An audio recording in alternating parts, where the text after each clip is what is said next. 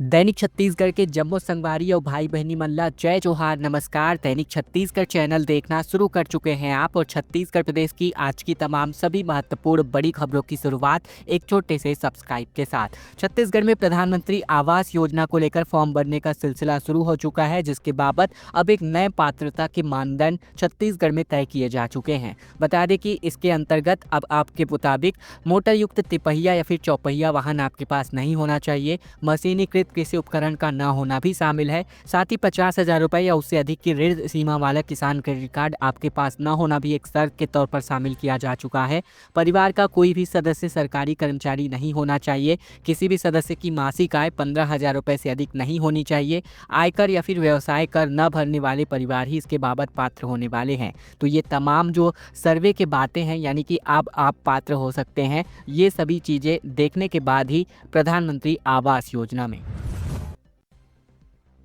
हाथियों ने बीते 17 दिन के अंतर्गत 7 लोगों को कुचल करके मौत के घाट उतार दिया है। बलरामपुर में महिला को सूंड से उठाकर पटका, साथियों ने भाग करके अपनी जान बचाई। छत्तीसगढ़ के बलरामपुर जिले में बीते दिन महुआ बिनने गई एक महिला को दंतैल हाथी ने पटक पटक कर मार डाला, जबकि कई महिलाओं ने भाग करके अपनी जान बचाई।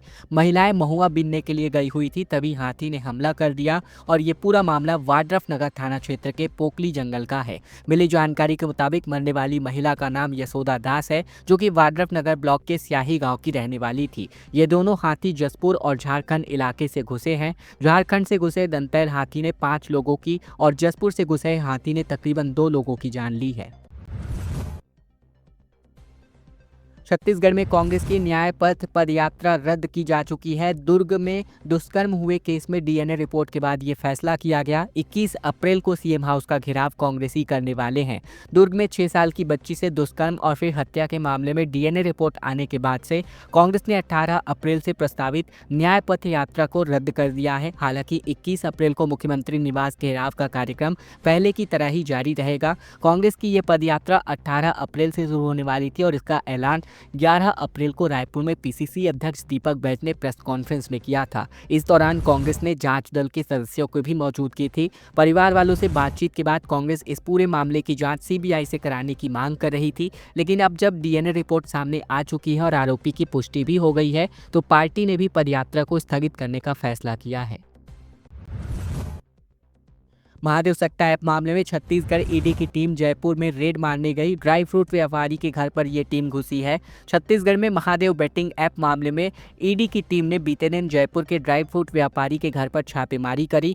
सोडाला स्थित एप्पल एजेंसी के रेजिडेंसी में व्यापारी भगत दधीच के फ्लैट पर सर्चिंग जारी है। ड्राई फ्रूट व्यापारी के घर से डॉक्यूमेंट और डिजिटल सबूत यहां पर जब्त किए गए हैं। टीम के साथ ही सुरक्षा बल के जवान भी तैनात है। इसी के साथ ही महादेव बेटिंग ऐप केस में मध्य प्रदेश के भोपाल, पश्चिम बंगाल के कोलकाता, दिल्ली और राजस्थान समेत कुल 4 राज्यों के 60 ठिकानों पर यह छापेमार कार्यवाही चलाई जा रही है। ईडी को जसपुर से मनी लॉन्ड्रिंग, क्रिप्टो करेंसी और सेल कंपनियों से जुड़े सबूत पाए मिले हैं।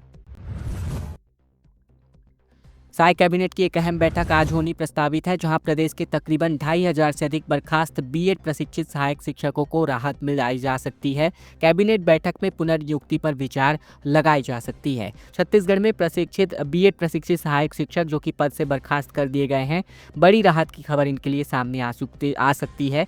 साय सरकार की आज कैबिनेट की एक अहम बैठक होनी प्रस्तावित है, जहाँ सरकार इनकी पुनर्नियुक्ति का रास्ता निकाल सकती है। अब बता दें कि इस बैठक में फैसला लिया जा सकता है। इस बैठक में मुख्यमंत्री विष्णुदेव साय की अध्यक्षता में दोपहर 12:30 बजे मंत्रालय महानदी भवन में ये बैठक आयोजित होने वाली है। इसके अलावा बात करें तो यहाँ बीएड डिग्रीधारी सहायक शिक्षकों को हाई कोर्ट के फैसले के बाद से इनको बर्खास्त कर दिया गया था। इसके पहले राज्य सरकार ने शिक्षकों की सशर्त नियुक्तियां भी करी थी। बता दें कि बढ़ते विरोध और धरने को देखते हुए साय सरकार ने मुख्य सचिव की अध्यक्षता में एक समिति का गठन भी किया था, लेकिन समाधान नहीं निकल पाया। तो मुख्यमंत्री ने स्वयं मुख्यमंत्री निवास में उच्च स्तरीय बैठक बुलाई। इसमें मुख्य सचिव अमिताभ जैन, प्रमुख सचिव सुबोध सिंह, स्कूल शिक्षा सचिव सिद्धार्थ कोमल सिंह परदेसी समेत कई वरिष्ठ अधिकारी शामिल हुए थे। बैठक में ये बात सामने आई कि सहायक शिक्षक विज्ञान के हजारों पद रिक्त हैं और इन्हीं पद पर बर्खास्त शिक्षकों की पुनर्नियुक्तियां संभव हो सकती हैं। राइस मिल में भीषण आग लग गई, जहां 50 लाख रुपए का बारदाना जलकर खाक हो गया। बलौदा बाजार में मिल के अंदर संचालक अकेला बैठा था। छत्तीसगढ़ के बलौदा बाजार जिले में बीती शाम को MA food products rice mill में अचानक से भीषण आग लग गई। राइस मिल में रखे तकरीबन 2,25,000 बारदाने जलकर खाक हो गए, जिससे राइस मिल संचालक को तकरीबन 50 लाख रुपए का नुकसान हुआ है। इसके अलावा ये पूरा मामला सिमगा थाना क्षेत्र के चंदेरी गांव का बताया जा रहा है। जानकारी के मुताबिक जब आग लगी तो उस वक्त मालिक अजय सचदेवा राइस मिल के अंदर अपने ऑफिस में अकेले थे और इसी वक्त अचानक आग लगी। इससे इलाके में अफरा तफरी मच गई। फायर ब्रिगेड की टीम पिछले 6 घंटे से आग पर काबू पाने को लेकर के मशक्कत करती नजर आई।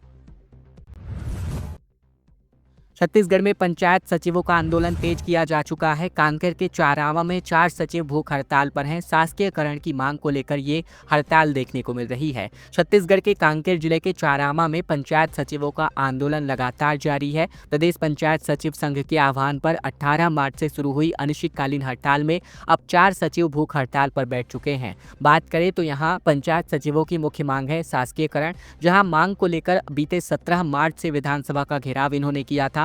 मांगे नहीं माने जाने पर 18 मार्च से जनपद मुख्यालय में धरना प्रदर्शन शुरू किया गया था।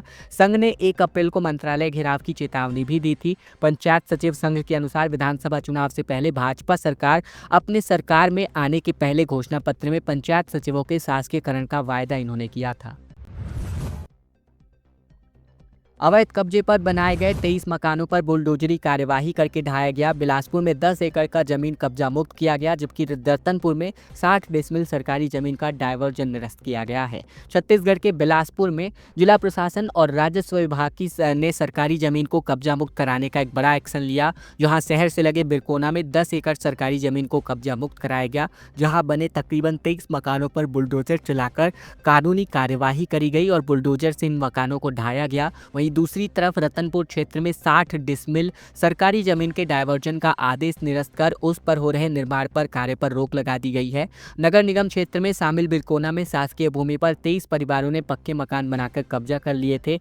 शिकायत के बाद कलेक्टर अवनीश शरण के निर्देश पर प्रशासन ने सख्ती दिखाई और जांच करके कार्यवाही करने का निर्देश जारी किया गया। कोरबा में भू विस्थापितों की हड़ताल लगातार जारी है। खदानों में कोयला उत्पादन परिवहन पूरी तरह ठप पड़ चुका है। उचित मुआवजा, विस्थापितों के पुनर्वास और रोजगार की मांग प्रमुख मांगों में शामिल है। छत्तीसगढ़ के कोरबा में एसईसीएल खदान में भू विस्थापित किसान कल्याण समिति ने हड़ताल किया। प्रदर्शनकारियों ने जमीन अधिग्रहण के उचित मुआवजे, विस्थापितों के पुनर्वास और स्थानीय लोगों को रोजगार देने की मांग करी। साथ ही दक्षिण पूर्वी कोलफील्ड्स लिमिटेड यानी एसईसीएल की कोयला खदानों में इस आंदोलन से कुसमुंडा, दीपका, गेवरा और कोरबा क्षेत्र की खदानों में कोयला उत्पादन, मिट्टी उत्खनन और परिवहन कार्य पूरी तरीके से रुक गया। आंदोलन के दौरान एसईसीएल महाप्रबंधक का पुतला दहन किया गया और एक विशाल रैली निकाली गई। आंदोलन की गंभीरता को देखते हुए एसईसीएल प्रबंधन ने 22 अप्रैल को उच्च स्तरीय बैठक बुलाने का आश्वासन दिया है।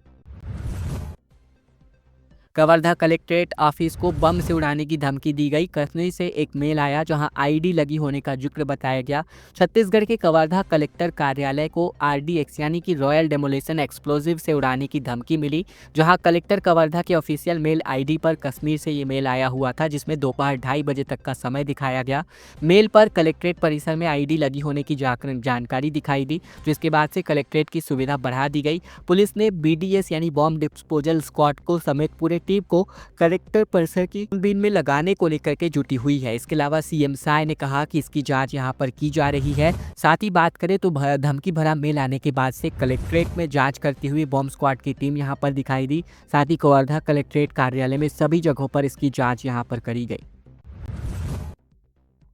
और अब खबर कोरबा से आ रही है, जहां एक जिंदा ड्राइवर जल गया। बता दें, तेज रफ्तार पेड़ से एक कार जा टकराई और शॉर्ट सर्किट की वजह से ये कार पर आग लग गई, जिसकी वजह से भीषण हादसा हुआ। छत्तीसगढ़ के कोरबा जिले में एक कार चालक जिंदा जल गया। पेंड्रा कटघोरा मुख्य मार्ग पर कारी माठी मोड़ के पास ये हादसा हुआ, जहाँ बुधवार सुबह तेज रफ्तार कार पेड़ से जा टकराई और शॉर्ट सर्किट की वजह से आग लग गई, जिसमें बैठा ड्राइवर बाहर नहीं निकल सका और बुरी तरह झुलस गया। मामला पसान थाना क्षेत्र का है, जहाँ घटना की जानकारी मिलते ही पुलिस मौके पर पहुंची। थाना प्रभारी एसके विश्वकर्मा के मुताबिक कार पूरी तरीके से जल जाने की वजह से वाहन की नंबर प्लेट भी नष्ट हो गई। कार कोरबा से पेंड्रा रोड की तरफ जा रही थी और हादसे में चालक की मौत हो गई। चालक की पहचान सीतामढ़ी के रहने भुवन महंत के तौर पर की गई है।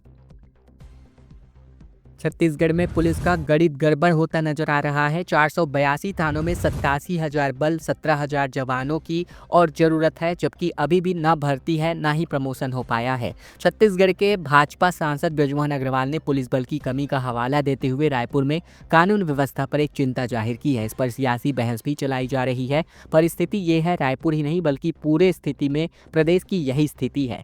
बता दें, थानों में पुलिस बल की कमी ने कई इलाकों में सिस्टम के लिए दिक्कतें खड़ी कर रखी हैं। राज्य में तकरीबन 482 थाने हैं और इस हिसाब से कांस्टेबल तथा हेड कांस्टेबल की संख्या 87,000 होनी चाहिए, लेकिन ऐसा नहीं है। 17,000 जवानों की कमी है और इन्हीं के भरोसे मैदानी सिस्टम चलता है। अभी भी 70,000 पुलिस बल की तैनाती है। नई भर्ती में अभी भी पेच है। सिपाहियों के प्रमोशन 1.5 दशक से अटके हुए हैं और इन्हीं सब वजहों की वजह से हालात बिगड़ते नजर आ रहे हैं। लंबे समय से आरक्षकों का प्रमोशन भी यहाँ पर रुका हुआ है। ईसाई आदिवासी महासभा ने एक जनसभा रैली निकाली, जहां धर्मांतरण के आरोपों का खारिज किया गया। समाज ने कहा कि समाज को बदनाम करने की साजिश बंद हो। दरअसल छत्तीसगढ़ के जसपुर जिले में स्थित Holi cross nursing college Kunkuri से जुड़े हालिया विवाद को लेकर ईसाई और आदिवासी महासभा ने एक रैली निकाली। इस दौरान बड़ी संख्या में ईसाई समुदाय के लोग इस रैली में शिरकत करते नजर आए। साथ ही लोगों ने जय यीशु, धर्म नहीं इंसानियत जरूरी और ईसाई समाज को बदनाम करना बंद करो के जैसे नारे लगाए। बात करें, इस दौरान ईसाई आदिवासी महासभा ने एसडीएम को ज्ञापन सौंप करके छात्रा द्वारा लगाए गए आरोपों की निष्पक्ष जांच की मांग करी गई। साथ ही कहा गया कि ईसाई समाज को बदनाम करने की साजिश रचने वालों पर कड़ी कार्यवाही की जाए। महासभा के पदाधिकारियों ने ज्ञापन में कहा कि यह दुर्भाग्यपूर्ण सेवा और शिक्षा के क्षेत्र में समर्पित संस्थान को बिना प्रमाण पत्र के गलत ठहराया जा रहा है। छत्तीसगढ़ में कांग्रेस ने 10 नगर निगमों में अपने नेता प्रतिपक्ष की घोषणा कर दी है। साथ ही उप नेता प्रतिपक्ष रायपुर में आकाश तिवारी को नई जिम्मेदारी सौंपी गई है। छत्तीसगढ़ में कांग्रेस ने नगर निगमों में संगठनात्मक फेरबदल करते हुए नेता प्रतिपक्ष और उप नेता प्रतिपक्ष की कई नई सूची जारी कर दी है, जहां प्रदेश के 10 नगर निगमों में कांग्रेस पार्षदों के बीच नई जिम्मेदारियां तय की गई हैं। रायपुर नगर निगम में आकाश तिवारी को नेता प्रतिपक्ष, जबकि जयश्री नायक को उप नेता प्रतिपक्ष के तौर पर नियुक्त किया गया है। बता दें कि कुछ दिन पहले ही पार्षद संदीप साहू को रायपुर नगर निगम का नेता प्रतिपक्ष चुना गया था। वहीं अब बात करें, कांग्रेस की प्रदेश प्रभारी समिति यानी कि पीसीसी ने आदेश में स्पष्ट संशोधन करते हुए आकाश तिवारी को अब यह जिम्मेदारी सौंपी है। छत्तीसगढ़ में प्रॉपर्टी टैक्स जमा करने की 15 दिन की छूट अंतिम दी गई है। 30 अप्रैल तक बिना किसी सरचार्ज के अपना टैक्स जमा कर सकते हैं। 1 मई के बाद से 17% का सरचार्ज लगने वाला है। छत्तीसगढ़ में बिना किसी पेनल्टी के प्रॉपर्टी टैक्स जमा करने की अंतिम तारीख 15 दिन बचे हुए हैं। पब्लिक 30 अप्रैल तक बिना किसी सरचार्ज करके संपत्ति जमा कर सकते हैं। नगरीय प्रशासन एवं विकास विभाग के अवर सचिव आनंद कुमार पटेल ने टैक्स में छूट का आदेश जारी किया था। आदेश में कहा गया है कि 2024-25 में लोकसभा चुनाव के दौरान परिसीमन और मतदाता सूची में कार्य में नगर निगम और नगर पालिका के कर्मचारियों को ड्यूटी लगाई गई थी, जिस कारण निकायों में राजस्व वसूली के कार्य प्रभावित रहे।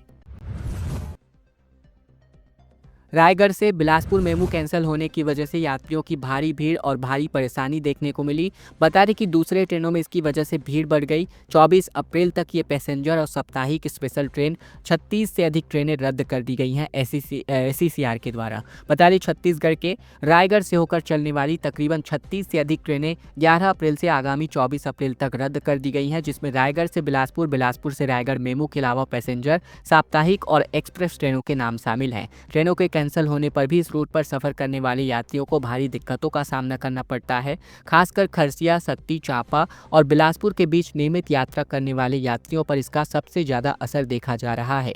वहीं दूसरे ट्रेनों में भी इसकी भीड़ अब बढ़ती नजर आ रही है। रायपुर पुलिस का कोलकाता गुवाहाटी में छापा मारा गया, जहां किराएदार बनकर के यहां पर पुलिस घुसी। बता दें कि छत्तीसगढ़ में महादेव ऐप और पैनल से सट्टा खिलाते तकरीबन 6 राज्यों के 14 सटोरियों की गिरफ्तारी की गई है। 500 अकाउंट से करोड़ों रुपए का ट्रांजैक्शन यहां पर बरामद किया गया है।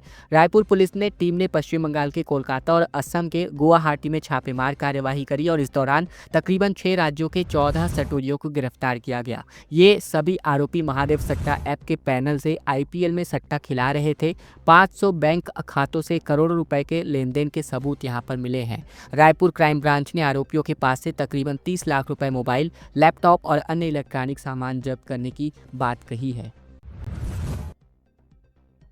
भूपेश बघेल ने कहा कि आरएसएस की बैठक में गौठान मॉडल पर चर्चा हुई। कहा सबसे पहले योजना बंद करी और अब शर्म आ रही होगी तो कैसे उसी मॉडल को शुरू करें। दरअसल छत्तीसगढ़ के रायपुर के ग्राम कन्हेरा में 50 गायों की मौत के बाद कांग्रेस के दावे के बाद से प्रदेश की राजनीति में अब एक बार फिर से गाय और गौठान से जुड़े मुद्दे की वापसी हो चुकी है। इस बार चर्चा की वजह है राष्ट्रीय स्वयंसेवक संघ की एक बड़ी बैठक, जिसमें कांग्रेस शासनकाल में गौ सेवा के लिए किए गए कामों की चर्चा किए जाने का दावा भूपेश बघेल ने किया है। इस मामले में पूर्व मुख्यमंत्री भूपेश बघेल ने कहा कि हमारे समय में जो गौठान बनाए गए हैं उन्हें बीजेपी सरकार ने बंद कर दिया था और अब शर्म आ रही है कि किस मुंह से उसी मॉडल को दोबारा शुरू करें। खबरों का सिलसिला बस यही तक का था। वीडियो अगर आपको पसंद आया तो वीडियो को जरूर से लाइक कर दीजिएगा। इसके अलावा अगर आप चैनल पर नए हैं, चैनल जरूर से सब्सक्राइब कर लीजिएगा ताकि प्रतिदिन की महत्वपूर्ण खबरें, छत्तीसगढ़ के समाचार बिना किसी रुकावट रोजाना हम आप तक पहुंचा सके। तो चैनल को जरूर से सब्सक्राइब कर लीजिएगा।